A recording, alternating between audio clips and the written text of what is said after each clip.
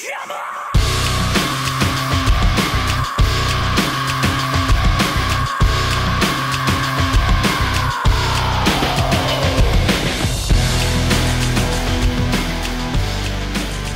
everyone, welcome back to Comic Book Corner, and it's me, Spider Slayer, getting ready to do another haul video. That's right, went to the comic book store today and got myself some new comic books. And so with that being said, let's just get right to it and see what we got. The infamous bag, here we go. Every week we get some comics, not too many this week, trying to stick to the budget. And first off, we've got, let's see here, Scarlet Spider, and we're at issue number 3 now with this. That's right, issue 3, Scarlet Spider-Man. First 2 issues of this series have been spectacular. If you guys are not on board with this series, I recommend that you definitely give it a try. Interior art is fantastic. The first story wasn't like a huge breakthrough story, but it just kind of introduced you to Scarlet Spider and what his personality is and of that nature. And it is a very good book. Again, art in it is just excellent. I mean, look, check out this interior art right here. It's just very cool. It's kind of like almost like a darker Spider-Man in a way, but it's done right, you know what I'm saying? So yeah, Scarlet Spider, issue number 3. Give that a try. Next is kind of issue number 7, part 2 of Suicide Squad, and this is going back to Harley Quinn's origin when she's obviously a doctor and she was trying to get inside the Joker's head and just analyzing him and trying to study him and things of that nature. And obviously things went horribly wrong for Harley, and it tells you how she became this way. So last issue was very good. It ended off in a good cliffhanger as she was going into police headquarters and trying to get Joker's face that's been stored in some kind of container of glass. So way back from Detective Comics issue number 1. So definitely Suicide Squad is a good series to read. This is one of the DC Comics that I'm sticking with, and if you guys have not read it, I definitely suggest checking it out because it is a pretty good series. So that's that, Suicide Squad issue 7. Next we have another one from Marvel. Always one of my favorite characters. Anything with a symbiote is a fan favorite of mine because of Spider-Man, and that is Carnage.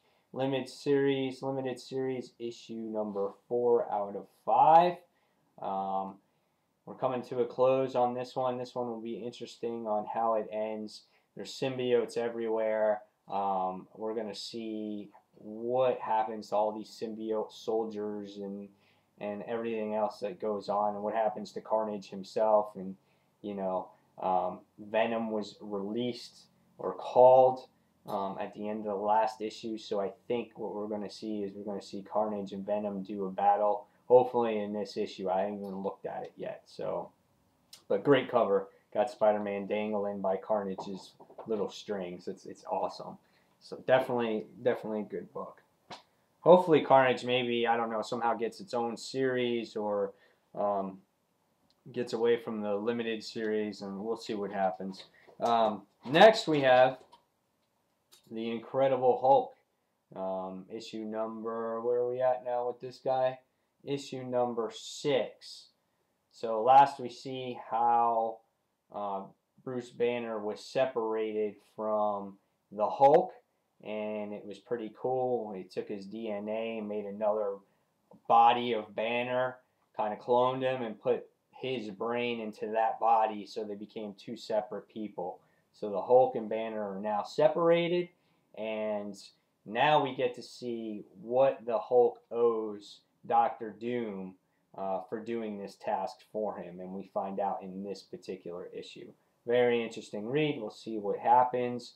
The one thing that I don't like right now about this series is that, and I forgot the original artist's name who started it, but he has not been here in the past 3 issues. I don't know if he's not going to do it anymore, and he just did it to kick off the series. Willis Portisano has taken over this, the drawing duties on this, and his art is good, but I just don't think it's as good as how the series started it. And I hope he comes back. I can't, can't keep track of his name. I forgot real quick. So that's that Hulk. Next, highly anticipated for me. I did a review on this book, issue number 1, Thief of Thieves. I hope you guys check this one out. It's an indie book that's just from Image. It's just awesome. Left you hanging after the first issue, kind of like saying, oh my god, we already have a major cliffhanger in the storyline after 1 issue. How can it be so much in depth? But it definitely is a good read. Definitely looking forward to the 2nd issue.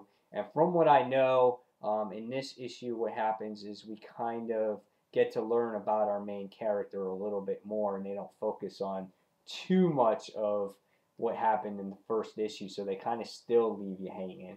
But it'll be interesting. It's an interesting read. So if you guys can get Thief of Thieves issue 1, try to get it, because this is a nice book to pick up. Okay. And last but not least, I did a video on this on the CCC. If you guys are familiar with that site, with that channel, me and a whole bunch of guys do reviews and different kinds of little shows and things like that on there. And every month I come out with a video that is the new number 1s that are coming out for each month. And Saga this month happened to be one of them. It's a big month for indie books. A lot of number 1s coming out this month. So there was Hell Yeah, there's Manhattan Projects, which is a good book, by the way, and then there's this one, which is Saga. And at first I'm like, I ain't gonna buy this. What the hell is these people with these horns on their head, and there's a guy and lady delivering a baby, with horns on the head and stuff like that. But the people at my comic book store said that this book was phenomenal, and also I heard a couple good things about this book from other reviewers, that this is a good book to pick up. And also the writer was the one who did Why, The Last Man. So I'm definitely looking forward to this, and you kind of can't beat the price because it's got a crazy amount of pages for $2.99. It definitely is worth your money to give this one a try. I think it's like a double-sized issue, and again, you don't find that too often. But you can see that here's the exterior art, and the interior art's not quite as good, but it's just weird. It's kind of like this Star Wars thing with all these weird creatures, and it's some kind of sci-fi looking book, but it'll be interesting to see. I heard good things about it, and I am definitely looking forward to reading it, and it is an ongoing series. But that is it. Saga is the last one that I have for the week. If you guys are interested in doing any, wanting me to do any reviews for these particular books, just let me know, and I'll get those on priority. Otherwise, I'll just pick and choose which ones I want to review for the week. So with that being said, I hope you guys enjoyed this haul for the week, and I look forward to getting back on track and doing some individual reviews and walkthroughs. And I read Hell Yeah, and I read Manhattan Projects, and I must say, out of those couple books from the indies so far, I enjoyed Manhattan Projects more than I did Hell Yeah. Hell Yeah was a good book. It was a little underrated in my opinion, or it wasn't what I was quite expecting, but it looks like one of those books that's going to get better as the story goes on. Manhattan Projects is just some creepy book for me right now, but it's very interesting. But with that being said, that is it, guys. Just let me know what you want me to review, and I'll do it for you. So until the next comic book review, this is Spider Slayer signing off. And as always, guys, subscribe to Comic Book Corner And thank you for watching. And I'm going to leave you with my cool Star Wars shirt.